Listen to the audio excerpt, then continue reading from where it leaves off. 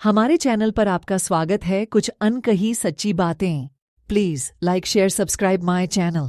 आज का हमारा विषय है अग्निकुंड से हुआ था द्रौपदी का जन्म। शिवजी के वरदान से मिले थे 5 पति। महाभारत ग्रंथ के अनुसार एक बार राजा द्रुपद ने कौरवों और पांडवों के गुरु द्रोणाचार्य का अपमान कर दिया था।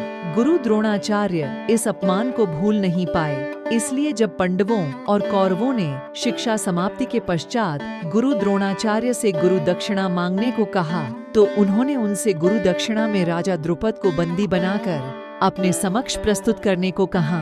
पहले कौरव राजा द्रुपद को बंदी बनाने गए, पर वो द्रुपद से हार गए। कौरवों के पराजित होने के बाद पांडव गए और उन्होंने द्रुपद को बंदी बनाकर द्रोणाचार्य के समक्ष प्रस्तुत किया।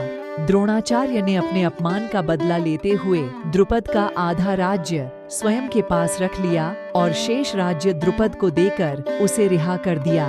गुरु द्रोण से पराजित होने के उपरांत महाराज द्रुपद अत्यंत लज्जित हुए और उन्हें किसी प्रकार से नीचा दिखाने का उपाय सोचने लगे। इसी चिंता में एक बार वे घूमते हुए कल्याणी नगरी के ब्राह्मणों की बस्ती में जा पहुँचे। वहां उनकी भेंट याज तथा उपयाज नामक महान कर्मकांडी ब्राह्मण भाइयों से हुई। राजा द्रुपद ने उनकी सेवा करके उन्हें प्रसन्न कर लिया एवं उनसे द्रोणाचार्य के मारने का उपाय पूछा। उनके पूछने पर बड़े भाई याज ने कहा, इसके लिए आप एक विशाल यज्ञ का आयोजन करके अग्निदेव को प्रसन्न कीजिए, जिससे कि वे आपको वे महान बलशाली पुत्र का वरदान दे देंगे। महाराज ने याज और उपयाज से उनके कहे अनुसार यज्ञ करवाया। उनके यज्ञ से प्रसन्न होकर अग्निदेव ने उन्हें एक ऐसा पुत्र दिया जो संपूर्ण आयुध एवं कवच कुंडल से युक्त था। उसके पश्चात उस यज्ञ कुंड से एक कन्या उत्पन्न हुई, जिसके नेत्र खिले हुए कमल के समान देदीप्यमान थे, भौहें चंद्रमा के समान वक्र थीं तथा उसका वर्ण श्यामल था। उसके उत्पन्न होते ही एक आकाशवाणी हुई कि इस बालिका का जन्म क्षत्रियों के संहार और कौरवों के विनाश के हेतु हुआ है। बालक का नाम धृष्टद्युम्न एवं बालिका का नाम कृष्णा रखा गया, जो कि राजा द्रुपद की बेटी होने के कारण द्रौपदी कहलाई। द्रौपदी पूर्व जन्म में एक बड़े आर्षि की गुणवान कन्या थी। वह रूपवती, गुणवती और सदाचारिणी थी, लेकिन पूर्व जन्मों के कर्मों के कारण किसी ने उसे पत्नी रूप में स्वीकार नहीं किया। इससे दुखी होकर वह तपस्या करने लगी। उसकी उग्र तपस्या के कारण भगवान शिव प्रसन्न हैं और उन्होंने द्रौपदी से कहा, तू मनचाहा वरदान मांग ले।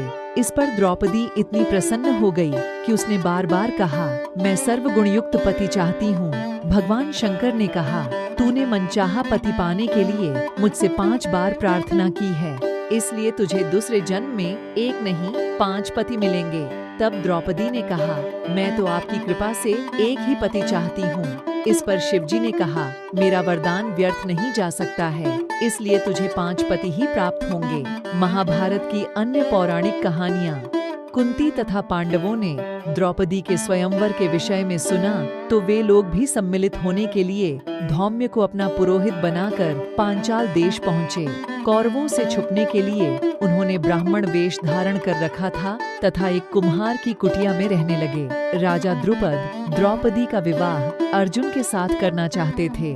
लाक्षागृह की घटना सुनने के बाद भी उन्हें यह विश्वास नहीं होता था कि पांडवों का निधन हो गया है। अतः द्रौपदी के स्वयंवर के लिए उन्होंने यह शर्त रखी कि निरंतर घूमते हुए यंत्र के छिद्र में से जो भी वीर निश्चित धनुष की प्रत्यंचा पर चढ़ाकर दिए गए 5 बाणों से छिद्र के ऊपर लगे लक्ष्य को भेद देगा, उसी के साथ द्रौपदी का विवाह कर दिया जाएगा।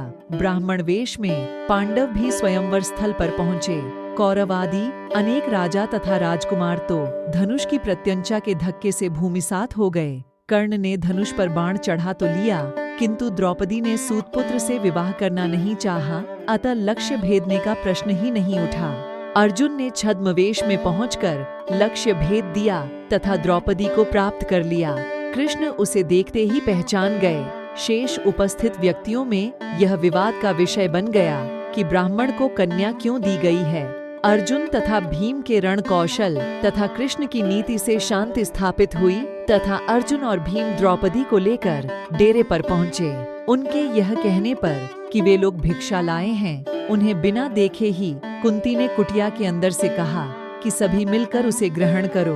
पुत्रवधू को देखकर अपने वचनों को सत्य रखने के लिए कुंती ने 5 पांडवों को द्रौपदी से विवाह करने के लिए कहा।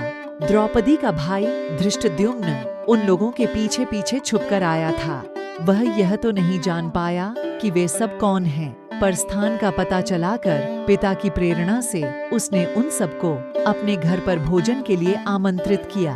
द्रुपद को यह जानकर कि वे पांडव हैं, बहुत प्रसन्नता हुई, किंतु यह सुनकर विचित्र लगा कि वे 5 द्रौपदी से विवाह करने जा रहे हैं। तभी व्यास मुनि ने अचानक प्रकट होकर एकांत में द्रुपद को उन 6 के पूर्व जन्म की कथा सुनाई कि एक बार रुद्र ने 5 इंद्रों को उनके दुर्भिमान स्वरूप यह शाप दिया था कि वे मानव रूप धारण करेंगे। उनके पिता क्रमशः धर्म, वायु, इंद्र तथा अश्विनी कुमार द्वय होंगे। भूलोक पर उनका विवाह स्वर्गलोक की लक्ष्मी के मानवीय रूप से होगा। वह मानवी द्रौपदी है तथा वे 5 इंद्र पांडव हैं। व्यास मुनि के व्यवस्था देने पर द्रौपदी का विवाह क्रमशः 5 पांडवों से कर दिया गया। इस तरह से 5 पांडवों से विवाह करके द्रौपदी पांचाली कहलाई।